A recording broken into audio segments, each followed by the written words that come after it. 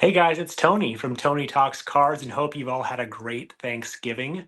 I am pre-recording this before Thanksgiving, so I have not eaten yet. But by the time this comes out, hopefully you've all had a great Thanksgiving week or weekend.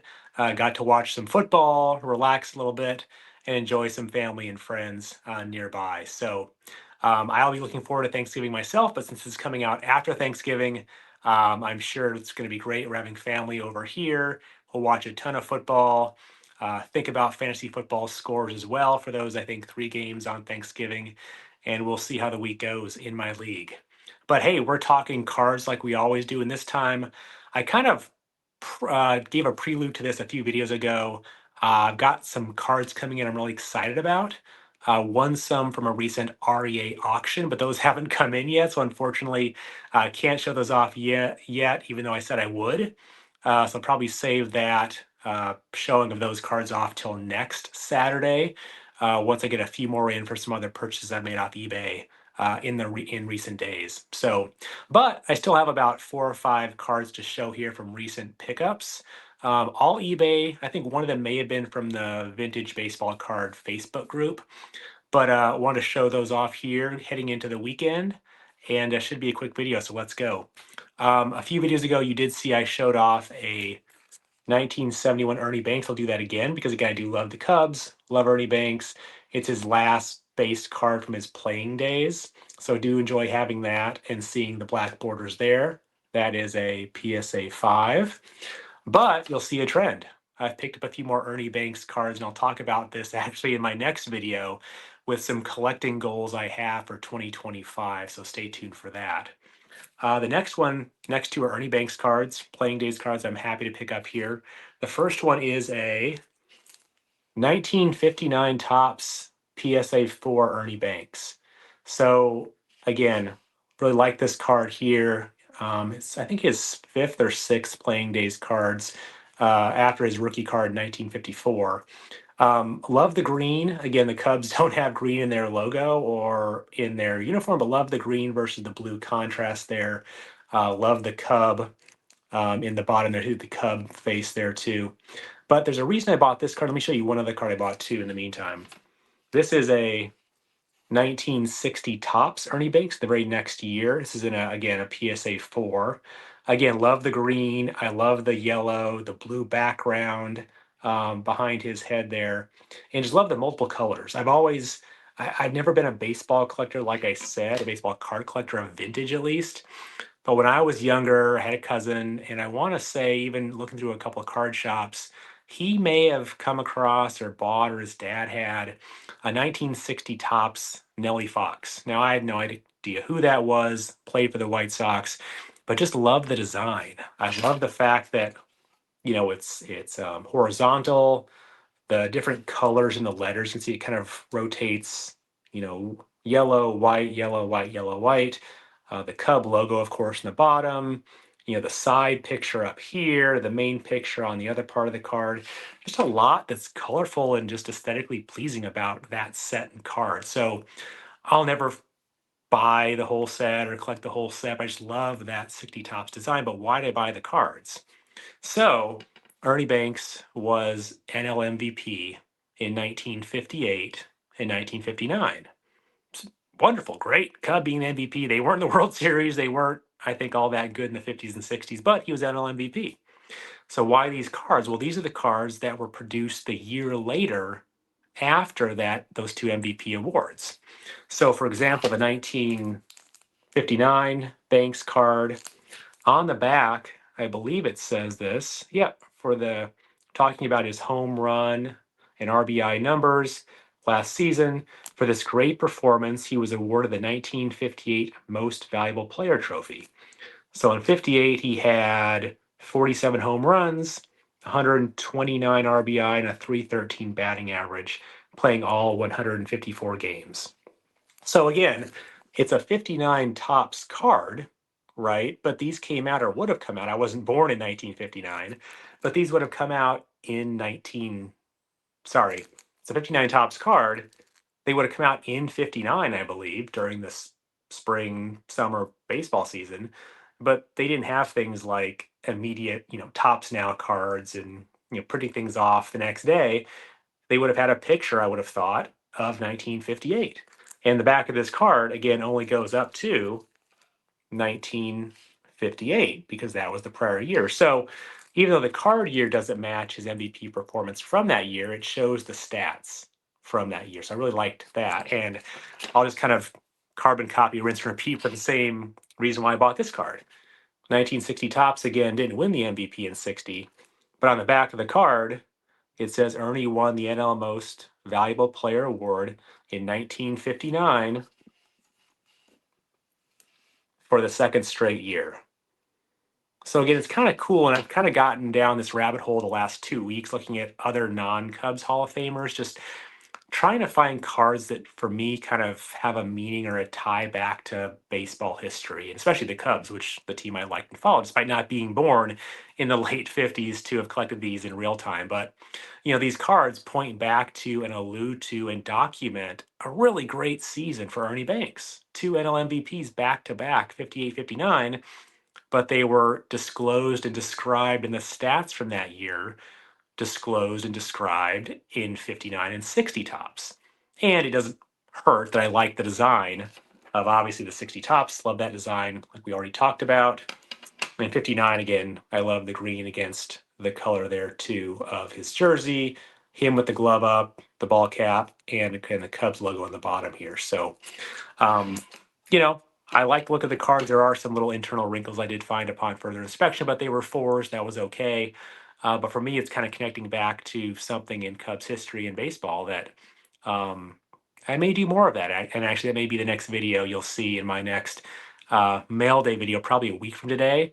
I've got a bunch more coming. Sneak peek, hint, hint, that aren't all Cubs, but they show a player and disclose the statistics on the back of the card from one of the players' possibly best years of his career. Not the rookie card. I think in one case it is his last playing days card. There's a story behind that as well too. I'll talk about. But trying to round out my collection with a little more vintage baseball. Still love vintage football. Still love unopened packs, but kind of excited about finding new little nooks and crannies, especially in vintage baseball, when it comes to Cubs players and documenting highlights of their career. So those are the two Banks cards on that. The next card I got in the mail is a much newer card and one from a year I did collect, but didn't ever collect this card. So it's a 1987 Greg Maddux from, I think it's the traded, I guess I should say up here, Topps traded, right? So it's a PSA 9 mint, Greg Maddux. Again, I bought the 87 Topps set in complete form and opened some packs and have some unopened rack packs and cello packs I'll show off later too. But this was not part of the main set.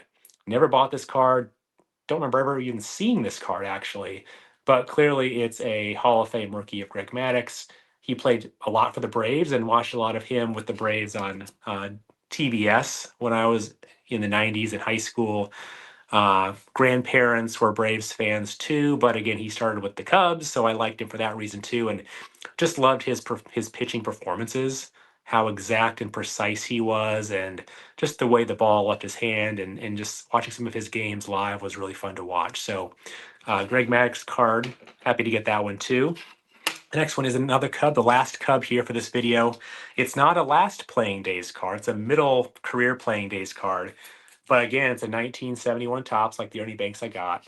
71 Topps, Billy Williams in a PSA 5. Um, you know, fairly well centered ish for what my liking is. No real damage, just typical PSA 5 stuff with corners and maybe the cutting, the centering of the card, etc. But again, love the 71 with the black borders.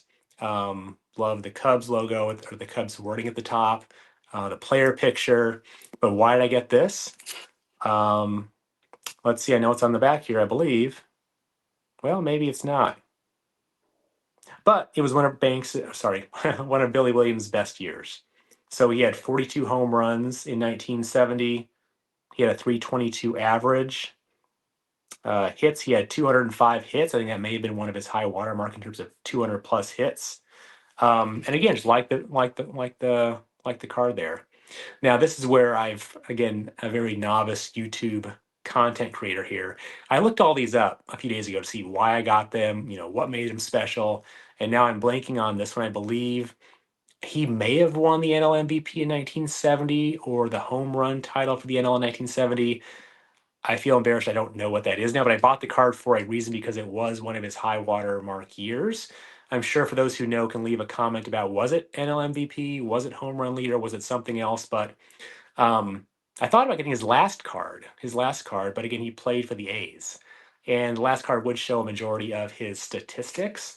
And if it had been a Cubs picture, I would have probably gotten that. But 71 tops is aesthetically pleasing for me too. Shows one of his high watermark years on the back.